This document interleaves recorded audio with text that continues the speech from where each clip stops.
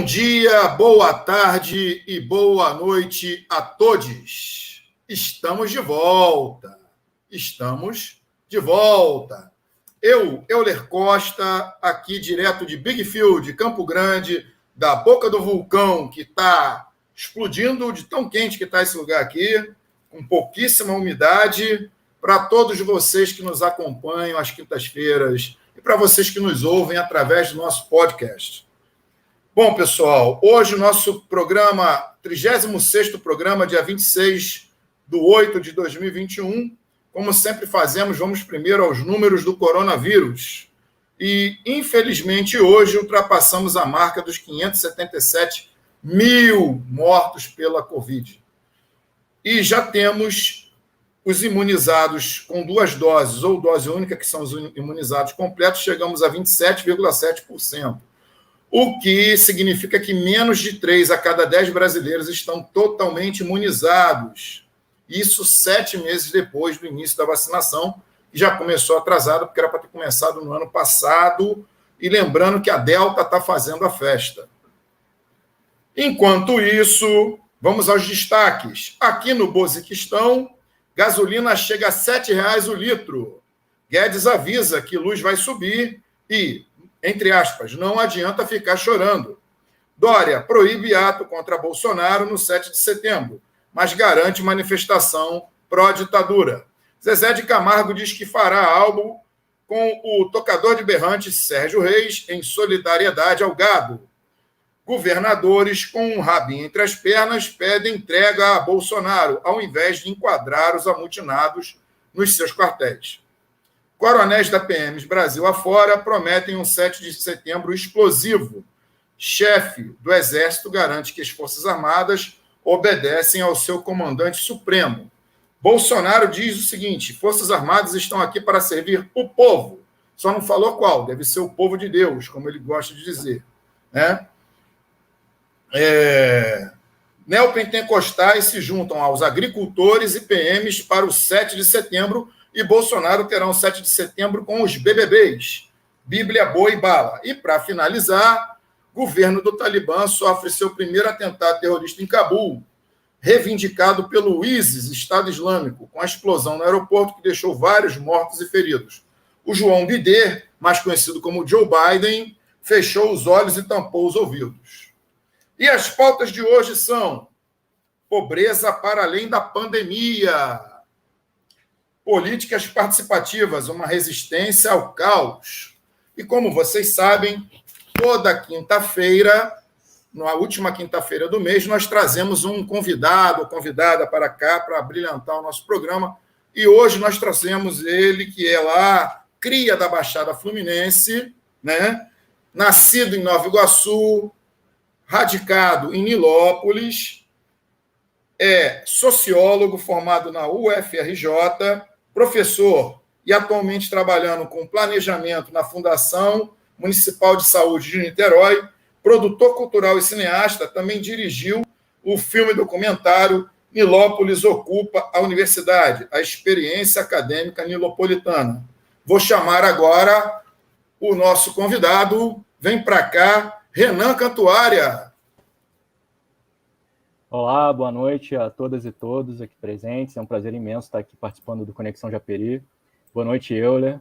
Agradeço aí pela apresentação. É um prazer imenso contribuir com o debate, falar de temas tão importantes quanto a conjuntura atual do Brasil e a defesa da democracia. Isso.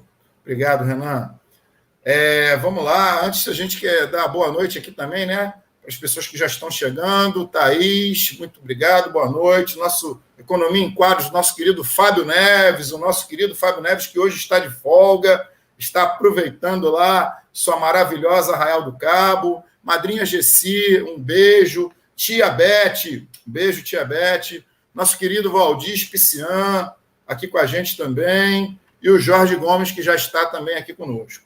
Mas vamos seguir chamando agora o nosso decano, o nosso mestre Yoda, que fica lá no coração do Brasil, em Anápolis, Goiás, o nosso querido Marcelo Moreira. Vem para cá, Marcelo. Olá, boa noite a todos.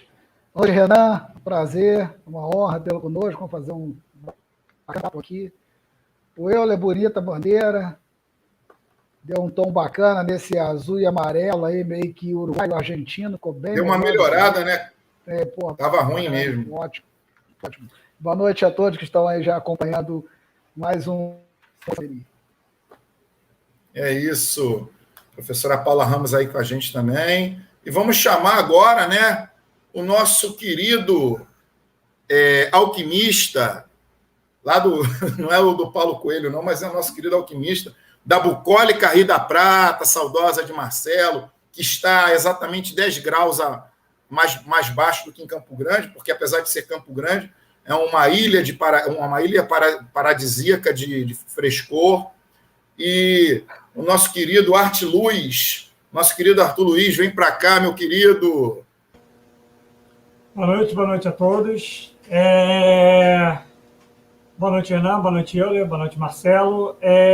Só para lembrar, a gente está com uma enquetezinha que vai ser um pouquinho sobre o que a gente vai comentar na segunda pauta. E você que está vendo aí o rosto do Renan, perto, na parte do cantinho direito dele, você pode clicar aí para você poder seguir a página, curte a gente, dá o like, compartilha, e aí quando você curtir a página, você dá uma olhada lá no sininho e você coloca em todas para você sempre receber notificação da gente. Além disso, como o Fábio, né, comentou aqui pelo Economia em Quadros, também dá uma entrada ali na parte da descrição do vídeo, que você vai ver tanto da UEGTV, que tem o programa que o Marcelo participa, também tem a parte do qual o Euler posta no Brasil 247, também me encontrar, e tem o Instagram do Renan, além também do Economia em Quadros.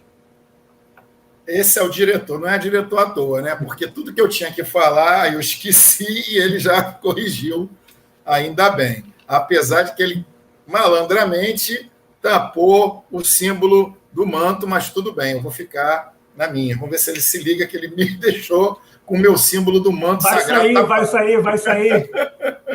Bom, vai sair o símbolo. Vamos começar, então. A gente hoje começa com uma pauta bastante bacana, interessante, pobreza para além da pandemia. Querido Marcelo, que história é essa? Está mutado, meu amigo. Está mutado. Essa, cara, eu falei que essa tinha que ser a enquete. Aí, eu vou fazer igual o Fábio. Era para saber se vocês estavam prestando atenção, coisa do tipo. Todo mundo prestando atenção em você. Porra, é difícil, viu, cara? Esse negócio mutado. Mas veja, trata-se de uma recente pesquisa aí, que saiu pelo Instituto Brasileiro de Economia, da Fundação Getúlio Vargas, que mostra o aumento da pobreza no Brasil. Tá? É um debate, para além de ser interessante, né, porque, primeiro mostra como que a pobreza aumentou no período da pandemia e trata especificamente o tema como a pandemia é responsável, inclusive, né, por esse aumento da pobreza. Nós já discutimos aqui, né, que é a questão de que o choque do coronavírus, né, ele expôs muitas coisas, entre outras, né, a falência aí da falácia do processo de globalização, né, de todo aquele discurso ideológico, né, que foi forjado alguns 20 anos, 30 anos atrás, mas tem exposto também uma questão conjuntural muito forte, que é uma incapacidade dinâmica do governo brasileiro de responder ao choque do novo coronavírus. Então, interessante que o tema traz, que a pesquisa traz, né, é o aumento da pobreza em 24 dos 27 estados brasileiros. Né? Em 24 dos 27. Tá? Os pesquisadores utilizaram os dados do IBGE, tá? E classificaram o conceito ali de pobreza a partir do que é previsto pelo Banco Mundial, né? A ideia de uma renda per capita até $5,50, certo? Por dia, que daria aí algo em torno de R$450, né? É difícil falar isso, porque a todo momento o dólar sobe, e quando cai muito pouco, mas enfim.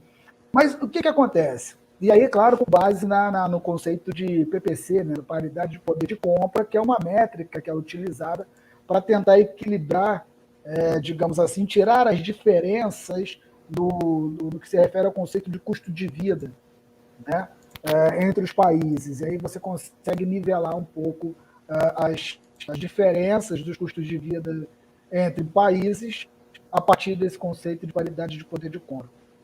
Mas, enfim, entre tantas coisas interessantes que aparecem no estudo, eu destaquei 3 para a gente abrir para o debate e tal, bater o papo.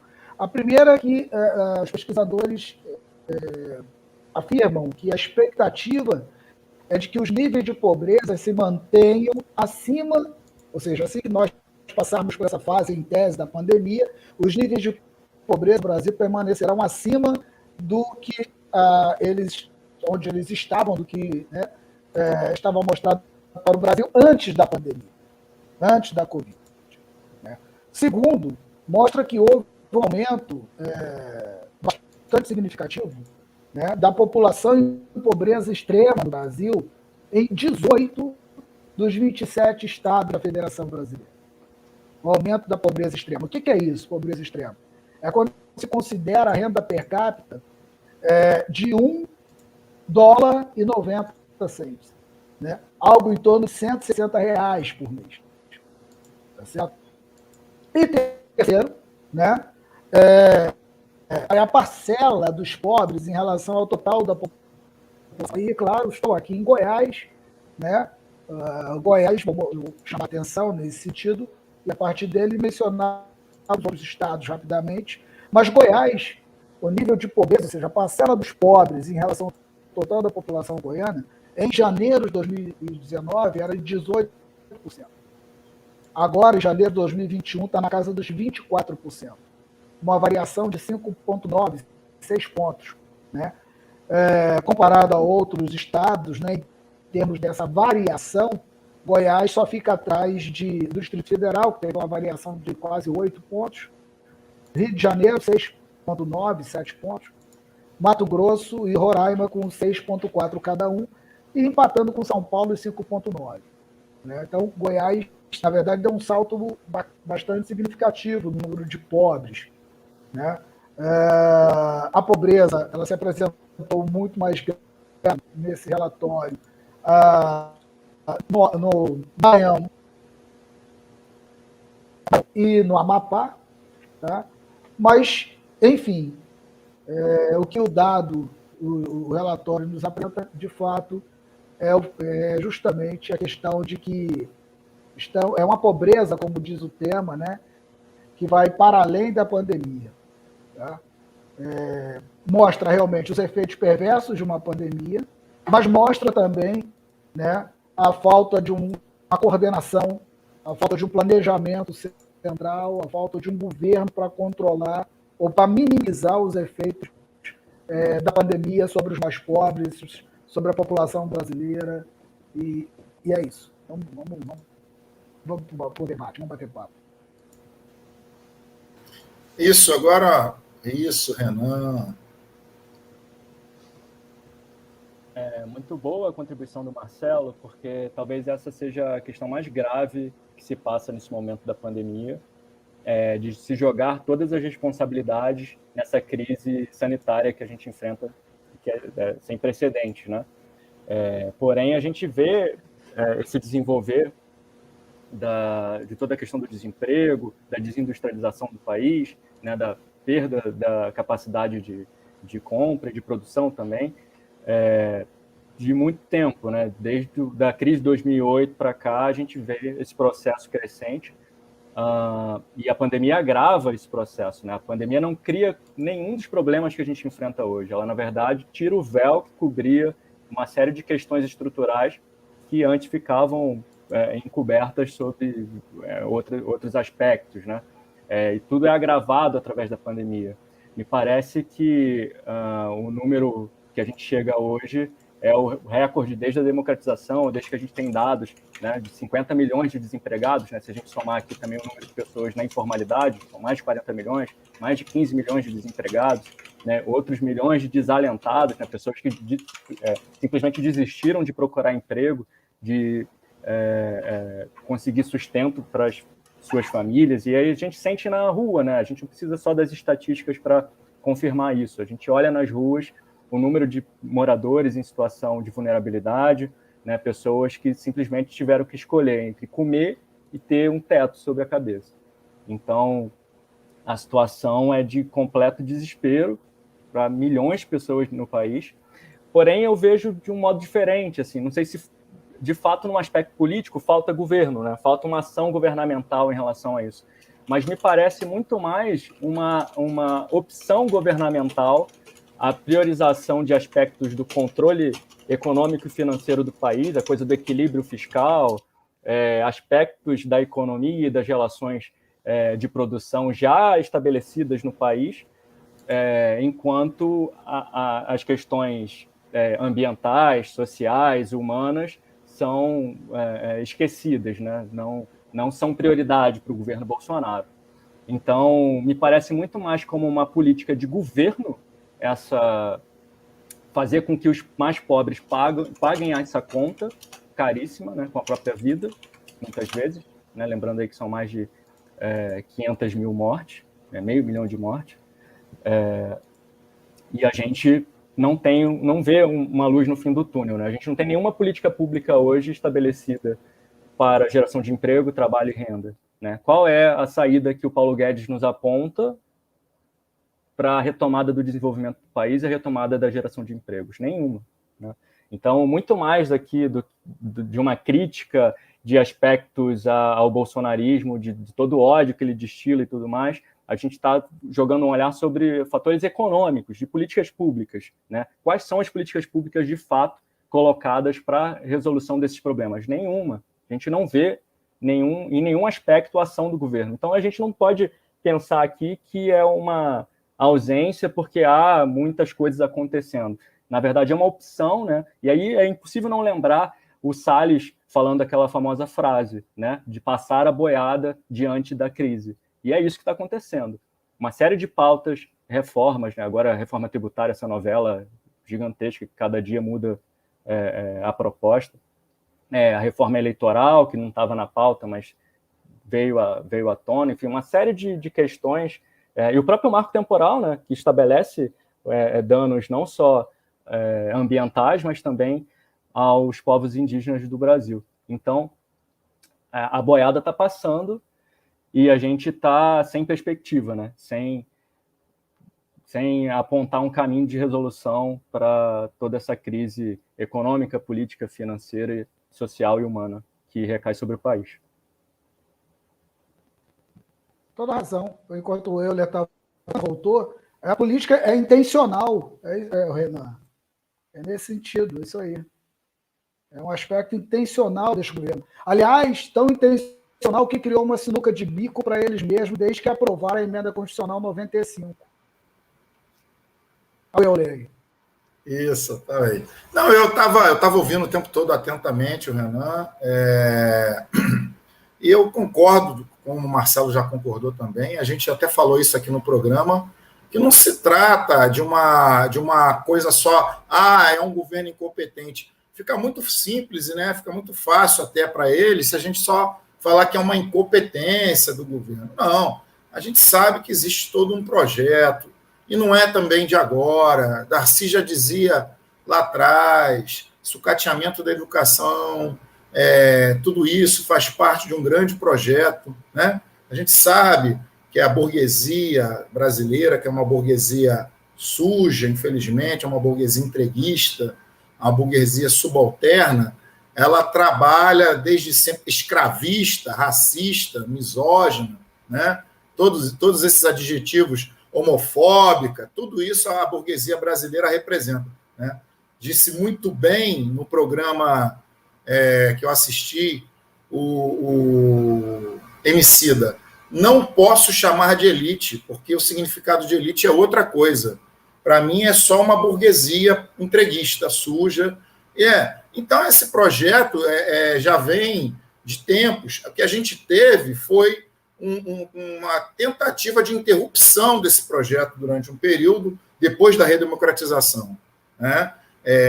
Tivemos governos, uma passagem de bastão do militarismo para o governo neoliberal, que foi Sarney, depois um governo neoliberal com Collor, que era um aloprado, depois um neoliberal mais, que eu costumo chamar de limpinho cheiroso, que é o Fernando Henrique, né? Aí veio esse período de interrupção, tentando ali uma conciliação, acreditando numa conciliação, assim como os utópicos socialistas acreditavam, que é impossível existir com a burguesia, e aí mais um golpe, como tantos outros na história desse país.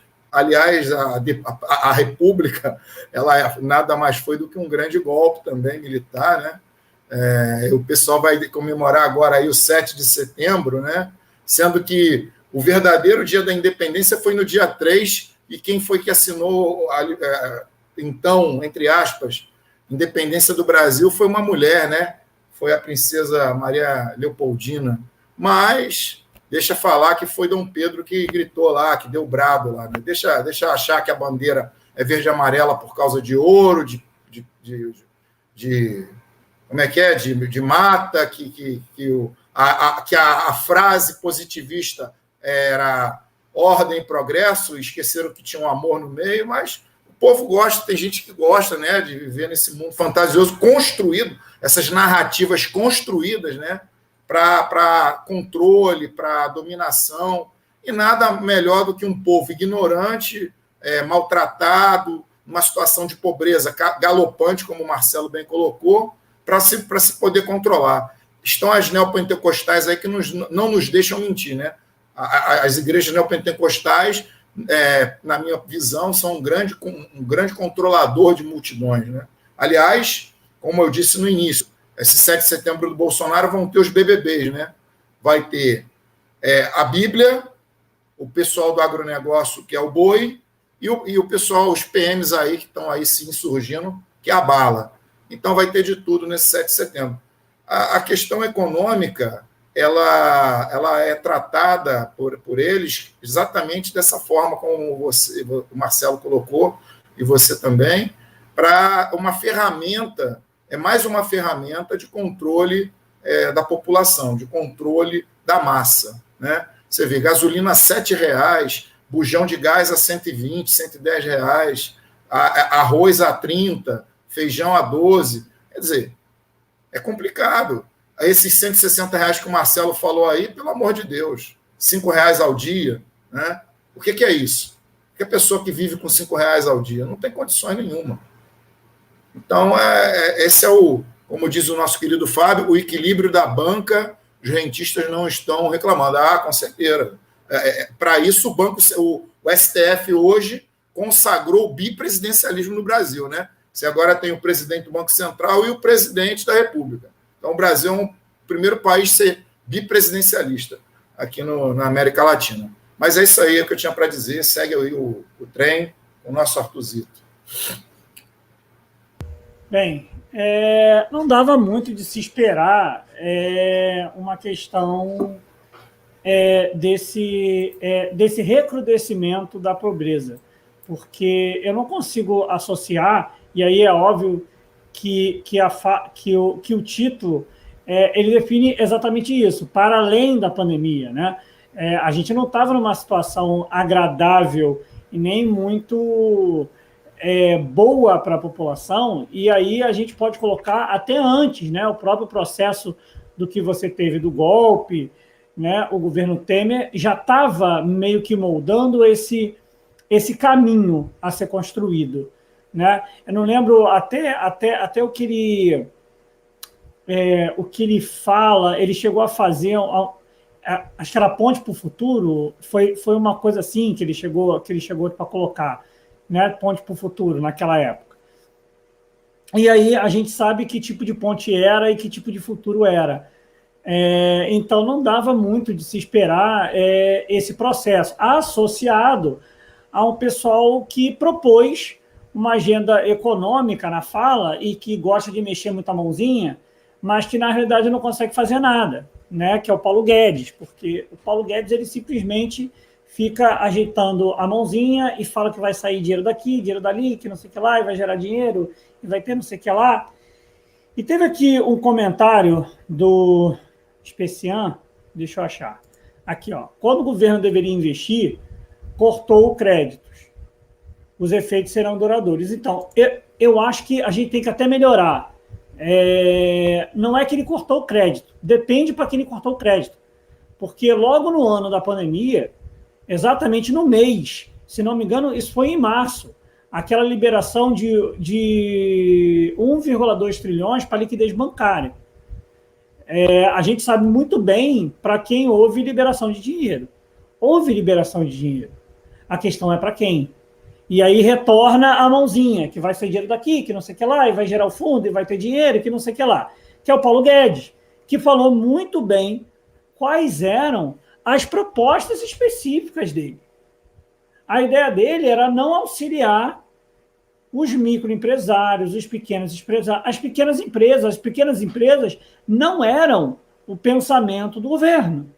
É o que a gente fala há muito tempo do pensamento pequeno burguês brasileiro.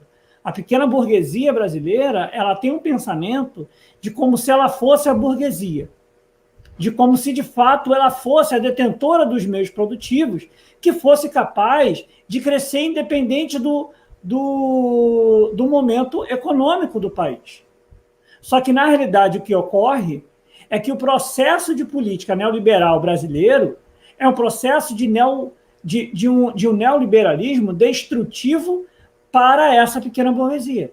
Porque, na realidade, o que ele faz é vender todo tipo de capital brasileiro, não somente não somente para a privada, mas para a privada exterior. Ou seja, vai para países de fora. Literalmente para a privada, né? Exatamente. Não, joga na privada internacional, vai para a privada internacional.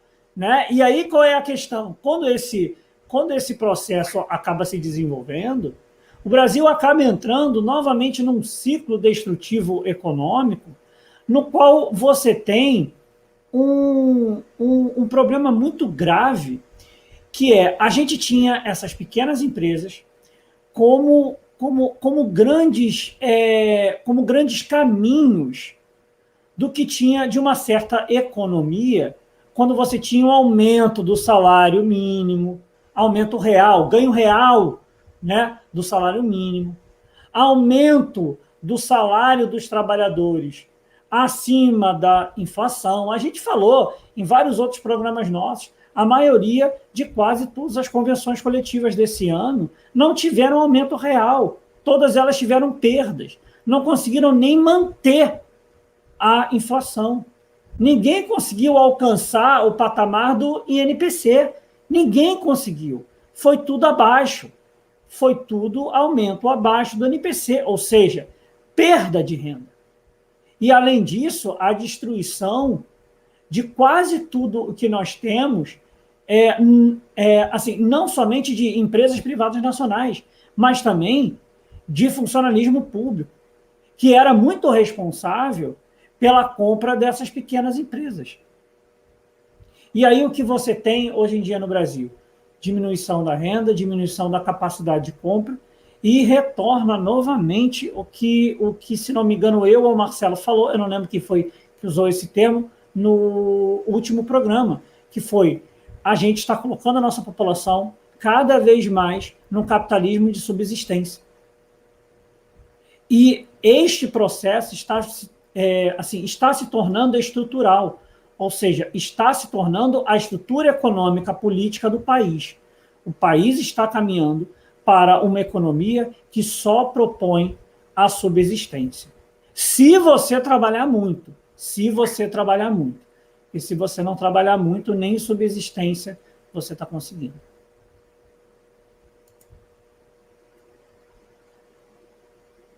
Eu finalizei, caso ninguém tenha percebido, e o Euler está mutado. Isso. É isso aí, pessoal. Bom, acho que Marcelo quer falar mais alguma coisa? Não? Então, vamos seguir agora para a próxima pauta, que é a pauta do nosso convidado, que eu já quero aqui agradecer aos que estão participando, nosso querido Valdir Especial, nosso Fabinho Neves está aqui, tem uma pessoa aqui também, o Ricardo Souto. Obrigado, Ricardo, pela tua participação aqui com a gente. Vou ver se eu esqueci de alguém. A Dani Dutra, nossa querida Dani, nossa jornalista. O Jorge Gomes já tinha falado. Bom, vamos seguir então. Políticas participativas, uma resistência ao caos. Renan, fique à vontade, tá? Não sei como que o que o nosso querido Arthur falou, mas você tem a prerrogativa do convidado, então fique à vontade para expor. Ok? Tá ótimo, Euler. Muito obrigado pelo espaço, pela oportunidade de estabelecer esse bate-papo aqui, fundamental. Como você trouxe, né, a referência que eu sempre gosto muito de usar, que é a de Darcy Ribeiro em relação à educação, que ele fala que a crise da educação não é uma crise, é um projeto, né?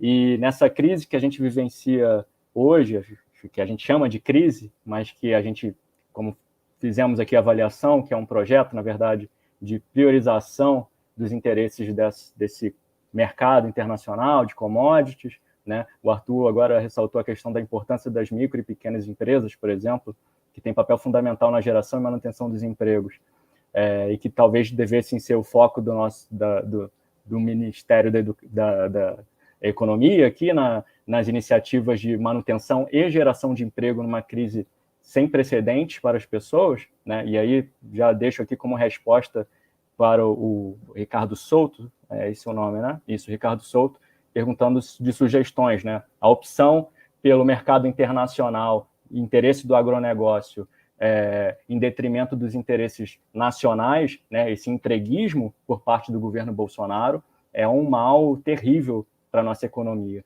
E outro mal terrível que a gente aborda aqui, que passa a reboque disso tudo por conta das urgências do nosso dia a dia, em relação a toda essa precarização das relações de trabalho, da fome que aumenta, o retorno ao mapa da fome do Brasil, ao mapa da fome da ONU, tudo isso acaba apagando um pouco uma questão fundamental que é a democracia, né? A gente fala da defesa da democracia por conta de toda essa ameaça que setores de apoiadores, e o próprio Bolsonaro sempre cita a questão, esse discurso golpista, né, sempre presente em suas declarações, mas existe outro aspecto que é prático e que tem acontecido de fato, que é a desarticulação de mecanismos de democracia participativa, né, de política participativa. O que é a política participativa? São dispositivos, enquanto políticas públicas, onde as pessoas podem fazer parte e protagonizar os processos de decisão do governo. E aí, em todas as instâncias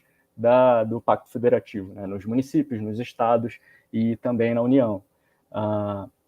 Desde os anos 2000, a gente conseguiu avançar bastante nesse sentido, né? A gente vivia um momento muito diferente, de esperança, de desenvolvimento e de agravamento dos processos democráticos. A América Latina acaba elegendo uma série de pessoas que batiam muito na tecla da democracia e na radicalização dessa democracia. Existia uma série de movimentos no mundo todo em relação a isso, uma mudança nos aspectos de organização de setores da sociedade, antes muito atrelados aos partidos, aos sindicatos, aspectos mais tradicionais da luta política, e que se diversificam de uma maneira muito radical, muito pujante, ali nos anos 2000. E aí surgem coletivos, grupos, frentes, enfim, uma série de outros modos de organização. E aí, como não lembrar aqui da frase do subcomandante Marcos, lá do Exército Zapatista de Libertação Nacional lá no México, né, que cria um Estado autônomo, inclusive lá no país, né, de modo que é plenamente democrático, as pessoas fazem parte, protagonizam, estabelecem as decisões daquele Estado autônomo hoje no México, onde ele diz que a luta é por um mundo onde caibam muitos mundos, no sentido de que a luta é por um lugar onde caiba a diversidade de organizações e povos e orientações de pensamento e tudo mais. Então, nos anos 2000, a gente teve essa ascensão de um pensamento muito mais diversificado de defesa de democracia na prática, né? E aí a gente tinha uma série de dispositivos, né, que surgem e fazem parte do nosso cotidiano a partir daquele momento, que são os fóruns, os conselhos, as agências, plebiscitos, seminários, assembleias, uma série de dispositivos e políticas públicas dos governos, de modo a consultar a população para definir tanto os pressupostos, né, as orientações que dariam o gás para as políticas públicas, e aí a gente pode falar sobre os planos dos municípios, né, de desenvolvimento dos municípios, como seria utilizado o espaço urbano, como seria construída aquela cidade a partir dali, reorganizada, e a gente pode falar também setorizadamente, né, em relação aos planos municipais de cultura, por exemplo, e aí tem o plano nacional também, que passa a efetivar as políticas públicas e definir como que seriam feitas as parcerias entre os entes federativos, entre os municípios, estados e municípios. Enfim, amplia por completo a capacidade de opinar, participar e definir os rumos do país, né, em todas as instâncias, né, e começa a fazer parte do nosso cotidiano.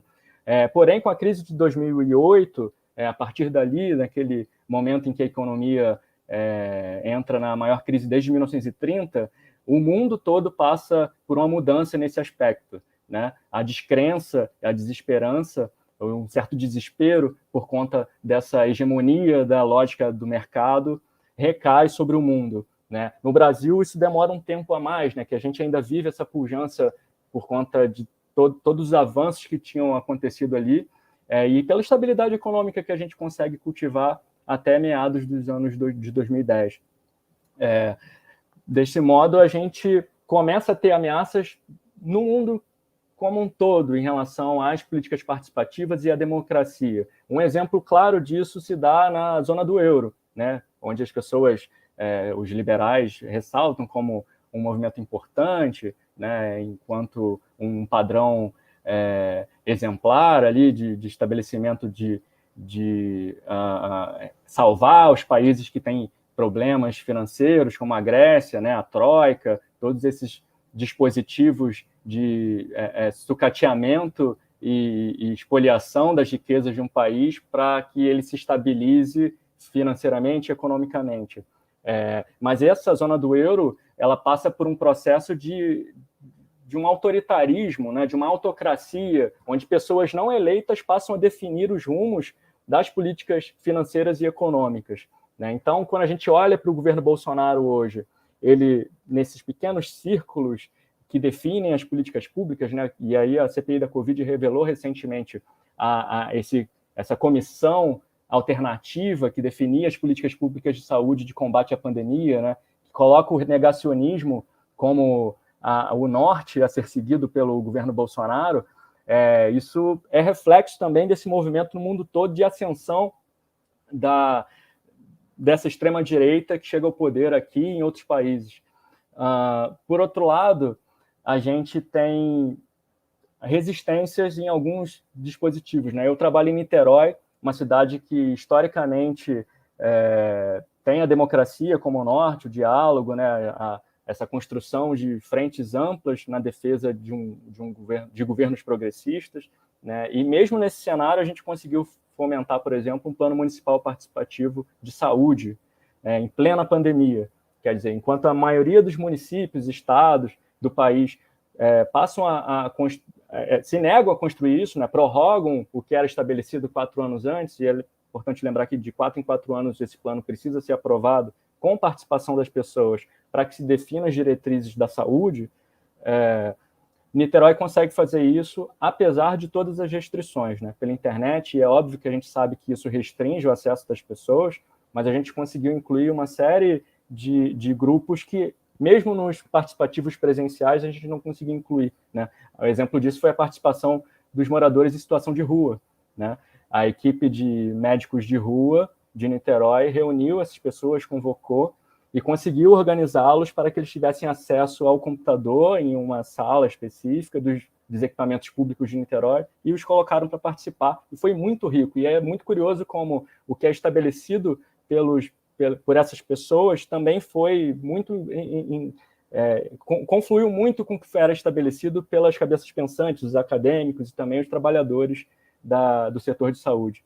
Então, foi uma experiência muito rica e que revela um pouco a necessidade de termos dispositivos democráticos nas nossas práticas cotidianas. Costumo dizer que democracia começa na escola, né? Quando a gente pensa no projeto político-pedagógico numa escola, por exemplo, toda escola precisa ter esse projeto, né? As diretrizes que definem que tipo de educação vai se dar ali, quais práticas se darão ali. Isso depende de uma participação dos profissionais da educação, né? Os professores, a coordenação, mas também dos pais e dos alunos, né? E esse tipo de prática não habita hoje o nosso cotidiano. Aparentemente, a gente tem essa cultura de termos pessoas que façam pela gente, né? De que o voto seria apenas um cheque em branco para que alguém resolva os nossos problemas. E a gente acredita nelas e elas vão resolver. E se elas não resolverem, então elas estão prestando um mau serviço, né? Quando a gente também deveria estar participando no decorrer desses 4 anos. Né? A gente sempre fala que o político só aparece de 4 em 4 anos, mas até que ponto a gente também só não aparece de 4 em 4 anos para exercermos nosso direito à democracia. Né? Então, a democracia precisa ser um hábito, né? Precisa estar no nosso cotidiano. E esses dispositivos democráticos foram completamente desmantelados desde o golpe de 2016. Né? O governo Temer já desmantela por completo esses dispositivos e a gente precisa resgatar esse espírito no nosso cotidiano. O povo brasileiro é extremamente democrático. Todos os nossos aspectos culturais dizem respeito à interação, à sociabilidade. Né? Quando a gente pensa aqui, eu moro na periferia, né, na Baixada Fluminense, então quando alguém precisa, por exemplo, levantar a laje da casa, a gente se reúne, debate, faz o racha, faz uma feijoada para que todo mundo consiga trabalhar junto e defina como é que vai ser feito, como é que serão feitas as coisas. E todos os nossos índices de sociabilização também são desse mesmo modo. Então a gente tem essa cultura democrática no nosso dia a dia. A gente só precisa inseri-lo também na prática política, essa prática que é sempre distanciada por uma lógica neoliberal. Né? O ex-Pantera Negra, Lorenzo Comboa Irving, sempre diz que o fascismo é o porrete adicional do liberalismo. Então, a gente tem esses aspectos de favorecimento do mercado, né, em detrimento dos valores ambientais, sociais e humanos nesse momento. Né, essa boiada que passa, que o Salles revela, e que é o norte do governo Bolsonaro, e a gente precisa, para enfrentar essa boiada que tem passado, não há outro caminho, senão uma radicalização da democracia. Defendo muito isso. A gente tem um exemplo de Niterói, que é uma cidade que ganhou prêmio, inclusive, no combate à pandemia, né, ganhou o prêmio internacional, foi a única cidade brasileira a ganhar, um prêmio da ONU. Então, acho que se o Ricardo Souto perguntou o que a gente pode fazer, eu acho que a gente pode seguir os exemplos que funcionam, né, e o exemplo de Niterói é um deles.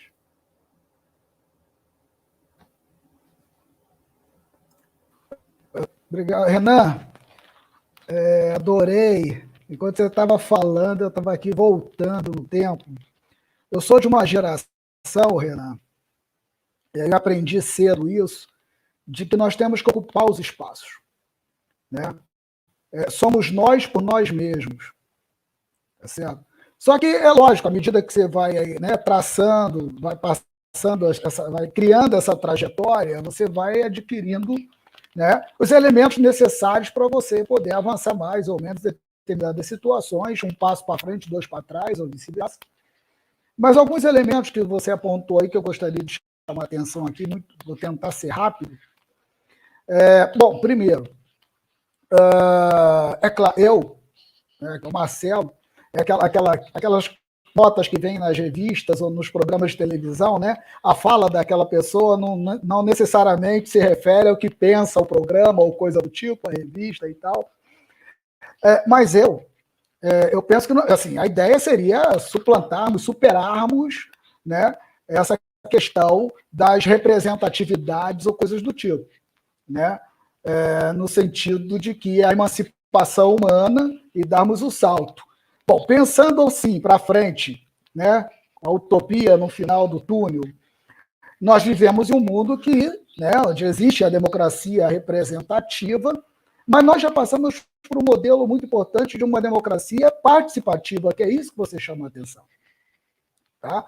No momento atual, né, foram diversas pauladas, cacetadas de várias facetas desse processo, né, que acabou de várias maneiras com os conselhos participativos, coisas do tipo. Né? Inclusive, o último relatório da Oxfam, intitulado Democracia Inacabada, né, fala da necessidade da revogação, né, das medidas que instituíram os conselhos participativos, restabelecimento de órgãos colegiados. E aí, quando eu faço menção que eu sou de uma geração que aprendeu a participar, e aí, a todos que nos ouvem, participem. Eu lembro, o Arthur deve conhecer aí a paróquia, aí a Capela Nossa Senhora, né, que tem aí no Largo do Rio da Prata. Eu parei Nossa Senhora porque eu não lembro agora se é Nossa Senhora das Graças, Nossa Senhora das Dores. Nossa Senhora das Dores. Das Dores, né? É porque na época tudo bem, eu lembrava, eu sou da paróquia de São João Evangelista, da qual a capela fazia parte. Agora eu nem sei se faz, não é? Já houve divisão, coisa do tipo. Ainda é paróquia. Santa Rita foi dividido, Santa Rita ela se emancipou. Mas enfim, o padre Lúcio Zorzi, né, que agora voltou para a Itália, aposentou. Lembro que ele virou para mim e perguntou, Marcelo, vamos fazer o quê? Vamos criar pastoral estudantil. O que você tem aí que eu posso usar para ir de colégio em colégio, motivar a turma, criar grêmios estudantis e discutir os problemas do bairro? Porque foi uma época das associações de moradores. Se discutia os problemas do bairro. Tá? Ele falou, tem esse passador de slide aí, aquele negócio quadrado, que você vai colocando um a um, e tem uns discos ali. Aí eu saí de escola em escola. Minha mãe era merendeira da escola estadual Rubens de Farias Neves, né, do bairro Coronel. À noite eu ia para lá para discutir durante o dia, né, quando eu não tinha aula, que era de manhã. Para resumir, passava os slides para motivar a turma a discutir os problemas do bairro, ouvindo Zé Geraldo, Milho aos Pombos, Cidadão, coisa do tipo. Né? E mais para frente, o que nós fizemos, Ricardo e todos que nos ouvem, com participação? Um dos grandes problemas do bairro é que a galera não estudava, os jovens não estudavam. Estudavam ali no bairro, ele parava. Bom, o que nós fizemos? Convidamos os catequistas, que eram professores e estudantes, ao primeiro pré-vestibular popular do bairro de Campo Grande. O próximo havia criado, era com o Frei de Nova Iguaçu, que criou lá o pré-vestibular para negros. Né? E o nosso criado ali, na paróquia São João Evangelista. O pré-vestibular, do qual a primeira turma com 17 passava da Universidade Federal Rural 8, entre eles este que vos fala, nós criamos o Centro da Juventude, do Centro da Juventude que funciona até hoje, está o CAMPO, o Centro de Apoio ao Movimento Popular da Zona Oeste, funcionava na rua Camanducaia. É só para dizer o seguinte, a vida, quando ela é feita com participação, com envolvimento da comunidade, ela se torna muito mais agradável. Não temos que esperar nada de ninguém. Não temos que transferir as ações para o outro. O sistema democrático representativo nos pede isso, mas não é por isso que você vai fazer. Você vive nesse movimento querendo suplantá-lo, superá-lo, transpor o obstáculo que ele mesmo cria. Nós ocupávamos terrenos baldios e de madrugada, da noite para o dia, brotava a igreja de base. Padre Lúcio ficou surdo de um ouvido, tomou paulada, de tanto que invadiu o terreno. Nós criamos a primeira SEB jovem de Campo Grande. E assim foi. E as participações envolvem essa necessidade, porque é uma própria construção da própria burguesia. São as contradições. Os Malthus, né? Thomas Malthus, o sociólogo, e o Alfred Marshall, Malthus, não, os Marshall, o Thomas Marshall e o economista Alfred Marshall, já discutiram essas questões, o Thomas muito mais, quando avança para a discussão dos direitos de cidadania. Faz parte do direito do cidadão e da cidadã a participação. E aí, para encerrar, que eu falei demais, há um conceito importante, muito caro para nós, economistas, estruturalistas latino-americanos, que é o conceito de densidade nacional. O conceito de densidade nacional envolve participação, intencionalidade do projeto, coesão social, lideranças capazes de fazer a coisa acontecer. É assim que se resolve algumas questões. Daí para frente, você vai criando a tão sonhada revolução. Né? É um ponto que eu queria, porque a sua a sua participação estimulou muito essa volta ao passado. E como eu costumo dizer para os estudantes aqui, nada é tão novo que não possa ser recuperado no passado, né? Então a gente voltou lá no 1800 alguma coisa com os Malthus, com os Marshall, né? Mas é para mostrar a importância da participação. E eu sinto saudade disso, não do passado tão distante, não, quando eu era jovem, adolescente, mas mais recentemente, quando eu participei como facilitador, era o termo utilizado, multiplicador, em diversas conferências municipais e estaduais.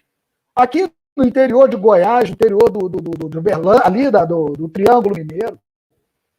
A população precisa disso, a população quer falar, quer ser ouvida.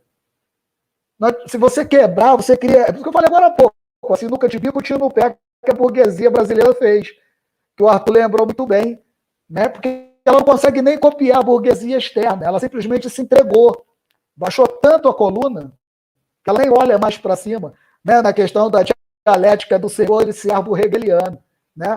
A dialética do senhor-servo de Hegel. É isso a nossa burguesia consegue fazer. Obrigado, Renan. Eu quero fazer uma reclamação do Marcelo e eu acho que a gente tem que começar a definir o que nós vamos falar, porque você falou do padre Lúcio Zorzi, eu estava aqui anotado para falar do Zorzi também. se fosse mais combinado, seria praticamente impossível.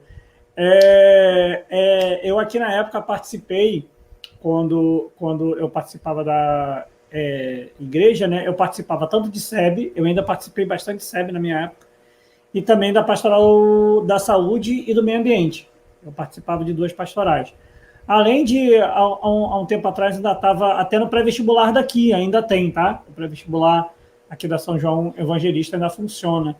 E assim, ainda bem que a gente ainda consegue aqui ter esse tipo de trabalho muito bem feito e tendo uma interação com a comunidade muito grande. Mas, enfim, não era de se esperar você ter uma dificuldade dentro desse processo de golpe de reconstrução desse tipo de política. Óbvio que a gente não tem como falar que também elas estavam totalmente estruturadas e que foi o golpe que acabou com elas 100%. Não. A gente foi, de fato, diminuindo tanto a força quanto a capilaridade que essas políticas participativas tinham em épocas anteriores.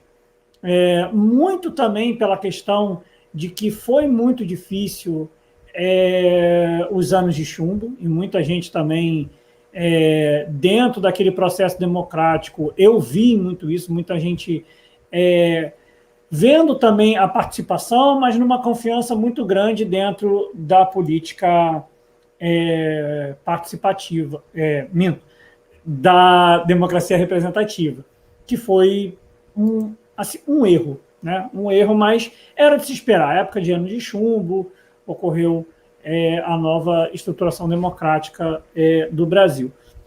E aí não é de se esperar, por quê? Porque o governo hoje em dia não consegue nem mais fazer mesa tripartite para fazer definição de questão trabalhista. Antigamente, a gente tinha pelo menos as mesas tripartites. Ou seja, o governo não consegue nem mais sentar com os empresários e os trabalhadores e aí conversar com eles. O que vocês querem? O que dá para fazer aqui? Não, nem isso tem mais.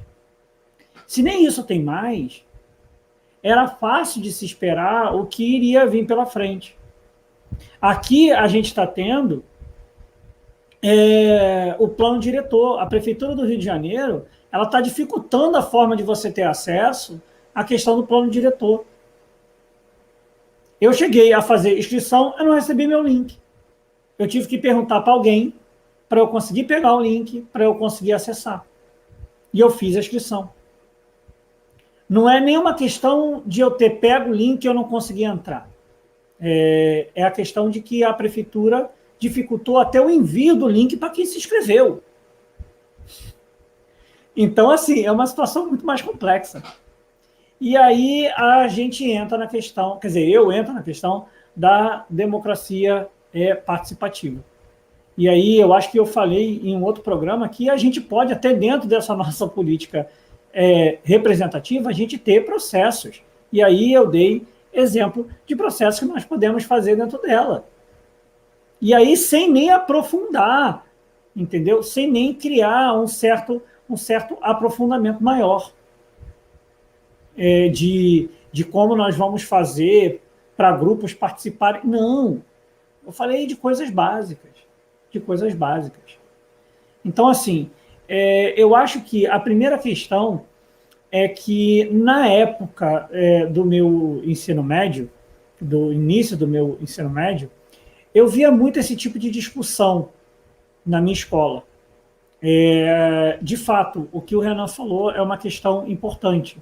A própria escola é uma forma inicial de você instigar esse debate e essa construção de como se construir, mas não só isso. Não é instigar os alunos e você explicar para eles. É você fazer os processos dentro de sala mesmo. É você conversar com os alunos, se algo tem que melhorar, vamos sentar aqui, vamos nos organizar, o que precisa se fazer? Cada um fala, a gente se organiza e vê o que nós podemos fazer. E aí você estimular isso dentro de própria sala de aula. Algo dentro da sua aula mesmo. Não precisa ser algo para fora, algo dentro da sua sala. E aí, quando você estimula isso os alunos, você retoma aquela ideia que se esperava ser o tão bem organizado CIEP, ou o Brizolão, né, que ficou mais conhecido como o Brizolão. Que era o quê? Você ter a comunidade participando ativamente daquela célula. E aí eu vou usar a célula porque eu estou reutilizando os termos da época da própria pastoral. Marcelo Rio, né, a gente usava célula, o termo célula. Então, você fazer uma ativação daquela célula comunitária. E aí, quando você consegue... Fala. Mais tarde virou núcleo, né? Você usou muito núcleo. Isso aí. Mais tarde virou núcleo. Mas eu lembro ainda de célula. Eu lembro que eu cheguei a chamar ainda de célula. Não sou tão velho, mas eu lembro de ter usado o termo célula ainda. Então, assim, você tem essa possibilidade.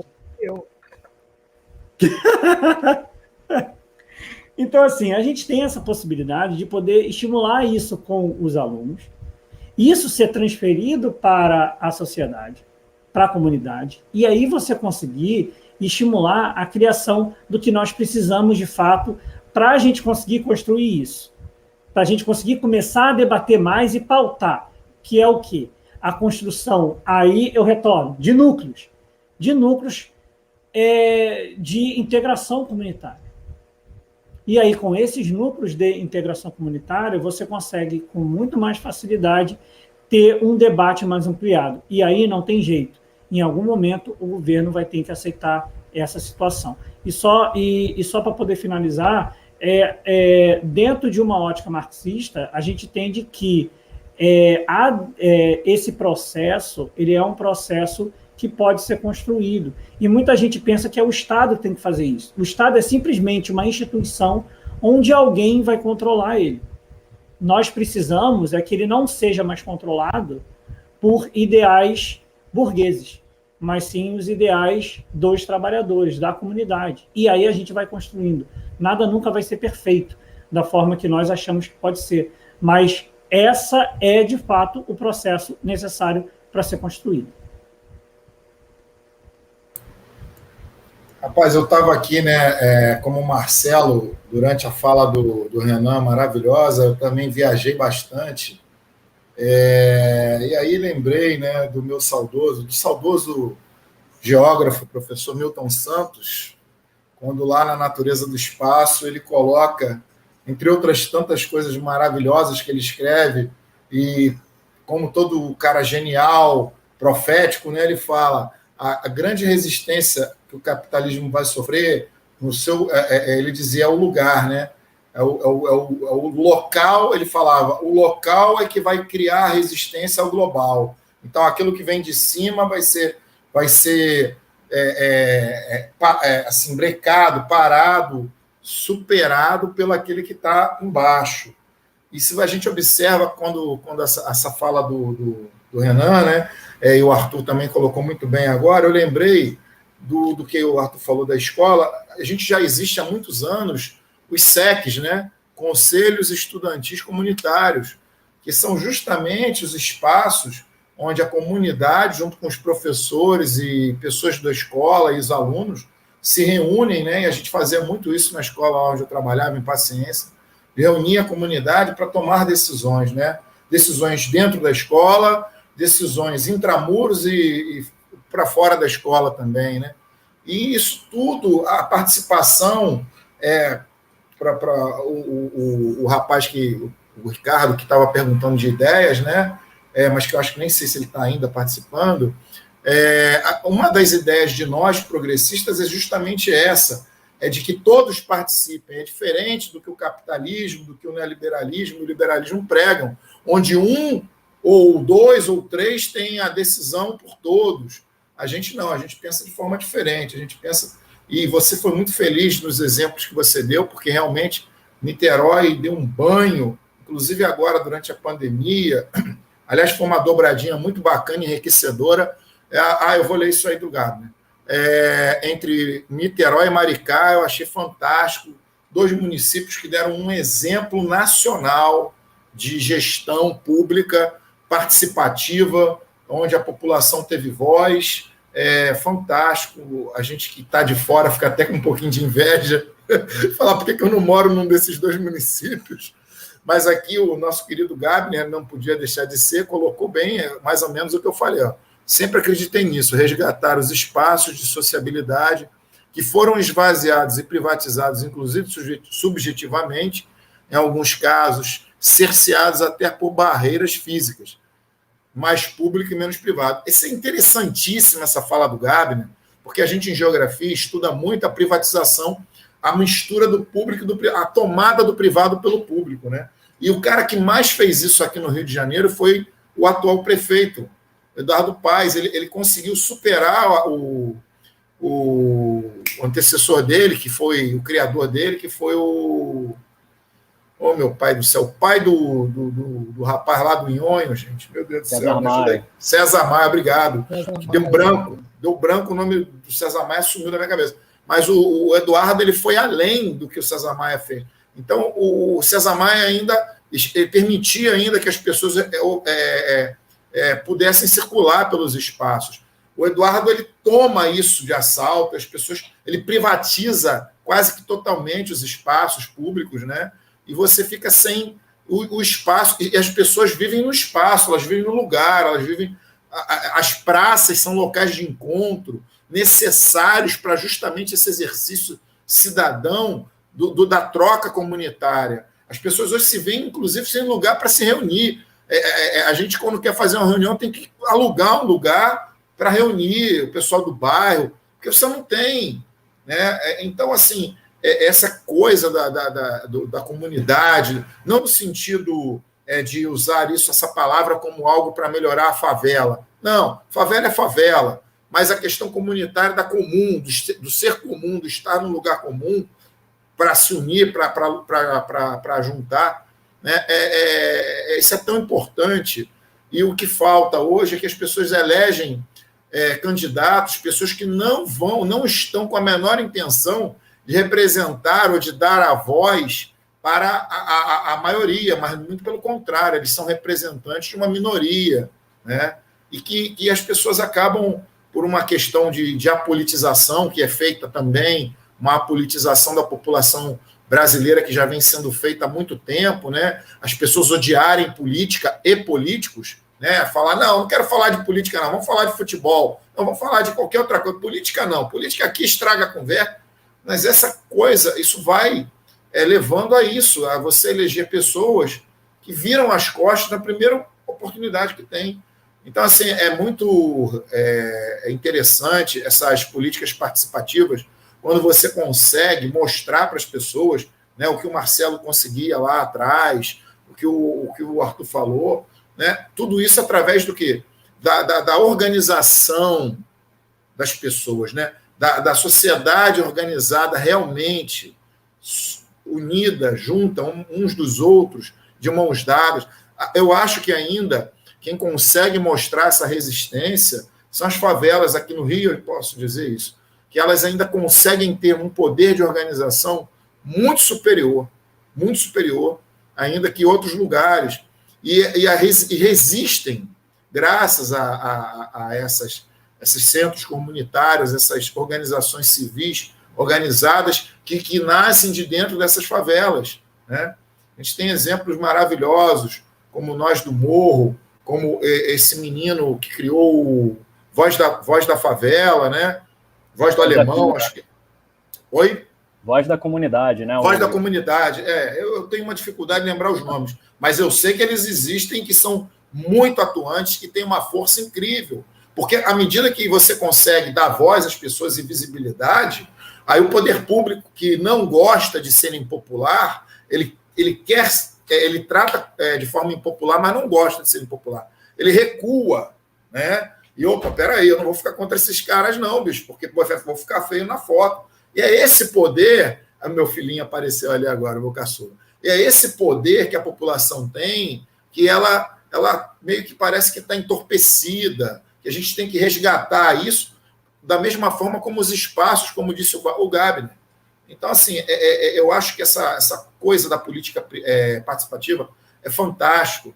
Ela dá uma outra visibilidade, um outro olhar, e as pessoas, a partir do momento que elas conseguem perceber que elas são sujeitos de ação, de mudança, como dizia Freire, né, nesse centenário que ele está completando, ser sujeito de mudança, as pessoas elas começam a gostar, a se meter, a se engajar, a querer participar de verdade, falar, pô, lá deu certo, os caras vieram aqui, consertaram, os caras ajeitaram a ponte, os caras trocaram a lâmpada, e assim por diante, assim vai crescendo, né? E assim a gente consegue construir uma nação de verdade, né? E não viver aí sob ameaça de golpe o tempo todo, 24 horas por dia, porque é um coronel que fala daqui, porque é o presidente que fala dali, e coisas assim. Vou dar a palavra aqui para o meu querido Marcelo. Eu levantei a mãozinha, aquele estilo Google Meet, né? Fazendo já propaganda aqui, já com essa dominação. Que não dá um centavo para a gente, você fez. Não, dá um centavo, a dominação da porra. E cortou já também, né? Que você não consegue ficar mais de uma hora limitado a 100 pessoas na sala.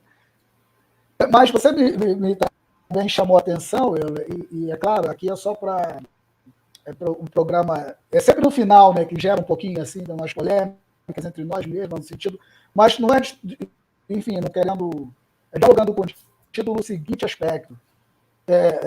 Aqui, na cidade que eu vivo, né, a gente discute muito sobre a questão da autonomia. E há uma confusão generalizada sobre o que vem a ser autonomia, né? E aqueles que querem discutir por dentro, né, eles falam, não, mas nós somos autônomos, mas não somos soberanos, porque nós somos um órgão do Estado. E aí, né, transgride todo um debate que passa, o que eu quero dizer. Liberdade e autonomia se conquistam, né? Elas não são presentes, doações, nem nada. A mesma coisa é a questão da tal da voz, né? A voz, ela não é para ser dada, né? A participação popular, ela não é para ser um elemento de um presente de um representante, né? Ele tem que ser conquistado, ele tem que ser tomado. É o poder popular que vai lá e toma, né? Esse é o ponto. Então, assim, é só para na questão quando a gente fala assim, dar voz, o político, esse ente que não é CLT, não é funcionário público, não é nada, mas, enfim, tem aposentadoria cedo, tem um monte de coisa, ele sim tem benefícios, né? Mas essa figura político representativo, ele não está ali para dar voz. Ele deveria estar ali para estimular a população a buscar o seu espaço e fazer valer da sua... Já existe a voz no local, como você falou bem, no lugar, né? Aí sim, a democracia, não seria essa democracia marrom, que é marromenos, mais ou menos, no sentido, né, de que ela parou na representatividade, ela não é propositiva, ela de fato não prevê mudança, ela não prevê a possibilidade da autonomia, da emancipação da pessoa, que, do ponto de vista, né, dessa lógica burguesa, é uma cidadã ou cidadão, tem direitos, né? É mais nesse sentido, da questão da voz. Eu vou passar para tu, Renan, só para colocar, quando eu falei do momento na questão do político, porque se a gente toma isso quando a gente coloca alguém lá, não que essa pessoa vai dar de presente, vocês me elegeram, eu vou dar de presente. Mas se você coloca um cara de dentro, por exemplo, de um movimento comunitário, por exemplo, você já colocou a sua voz lá. É nesse sentido que eu falo. Ocupou o espaço político dentro da... Exatamente. Exatamente, é nesse sentido que eu quis dizer. Então, de repente, eu não soube me expressar, mas é nesse sentido. Por exemplo, você pegar um cara que cresceu dentro de uma comunidade, virou um líder comunitário, você bota, esse cara entra e se torna um político, nesse sentido, que é tomar mesmo a voz. E só para passar para o Renan, também que o Renan falou muito bem de acabar lugares que são para ser geridos por pessoas que representam, que têm voto, e não aqueles que não tiveram voto. Eu hoje falei do Banco Central. O Banco Central é um exemplo disso. O Banco Central foi privatizado. Isso é um absurdo, né? Quer dizer, não tem... A população, ela não tem sequer nenhum controle, porque se minimamente antes você tinha um presidente da República que decidia, agora não tem mais isso, acabou. E o STF hoje criou o bipresidencialismo no Brasil. Então, só para passar por isso e passar por Renan, pode ficar à vontade, Renan.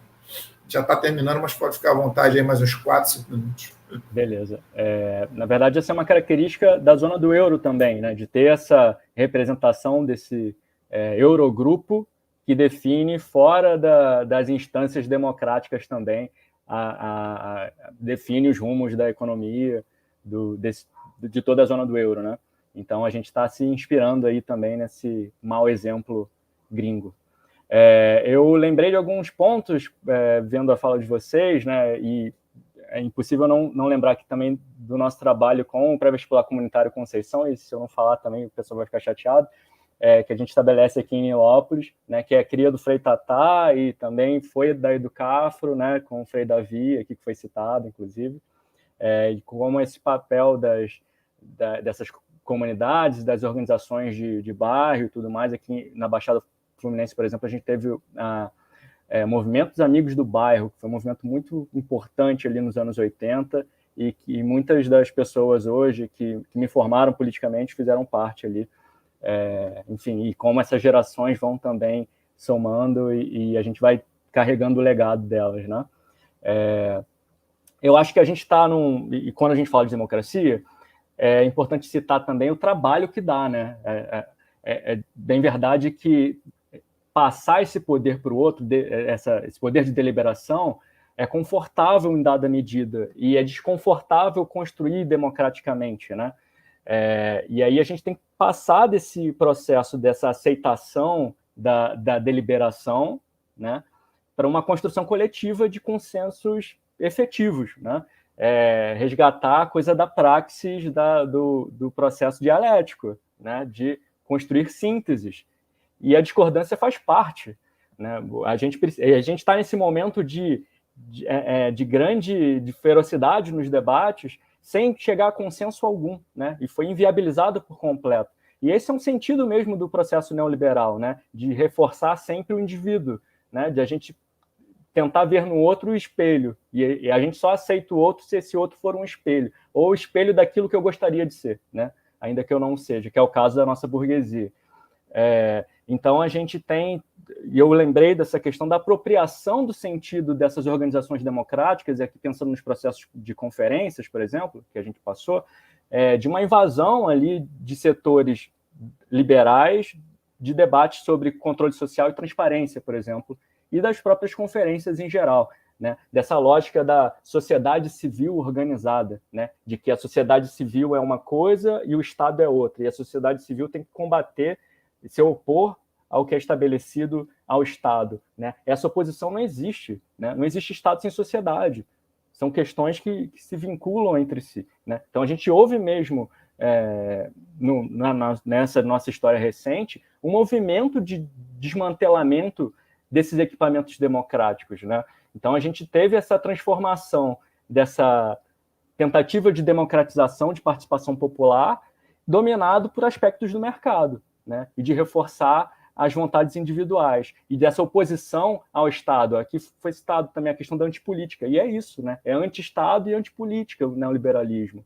Então, as pessoas estão alijadas desse processo por uma radicalização dessa cultura neoliberal de garantir direitos apenas na capacidade de consumo. Isso é inadmissível, né? Isso vai contra completamente a dignidade humana, todos os princípios de defesa do meio ambiente, né? É impossível a gente viabilizar um processo de desenvolvimento humanitário que garanta justiça social e dignidade humana sob aspectos do mercado, né? E aí o Brasil talvez seja o maior exemplo disso, de como isso pode ser negativo e mata. Olha, vou te contar, há muito tempo que a gente não tinha um papo tão bom. É uma pena, eu não sei se o Marcelo ainda quer falar alguma coisa. Pode falar. Eu quero falar. Fala aí. É uma coisa bem rápida, não vou nem alongar muito, não. É só uma coisa que faltou aqui na minha fala e depois que eu percebi.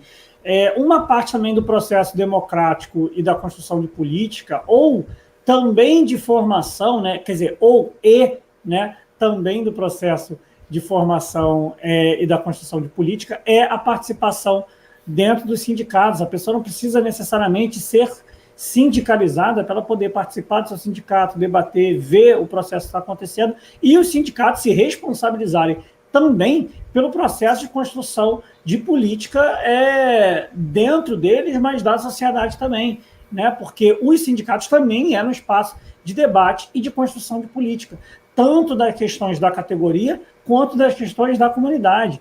E aí, esse desmantelamento também dos sindicatos tem uma proposta de dificultar esse debate interno aos sindicatos. Então, os sindicatos, os sindicalistas que nos ouvem ou que nos veem, precisam entender este processo, que esse processo também deve ser construído por dentro também dos sindicatos.